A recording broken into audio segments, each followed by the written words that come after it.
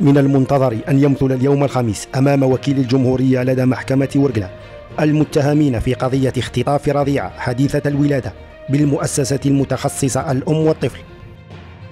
وبحسب مصادر الخبر فإن مصالح الأمن أوقفت في سياق التحقيق في الواقعة عددا من المتهمين، بينهم امرأة وطبيبة وممرضة ومنظفة وكذا عون أمن، إذ سيمثل هؤلاء اليوم أمام وكيل الجمهورية لدى محكمة ورقلة. وكانت مصالح الأمن قد استرجعت الرضيعة المختطفة بعد ساعات من اكتشاف الواقعة التي أحدثت ضجة كبيرة واحتجاجات من قبل أهالي الرضيعة وعشرات المواطنين من بلدية رويسات.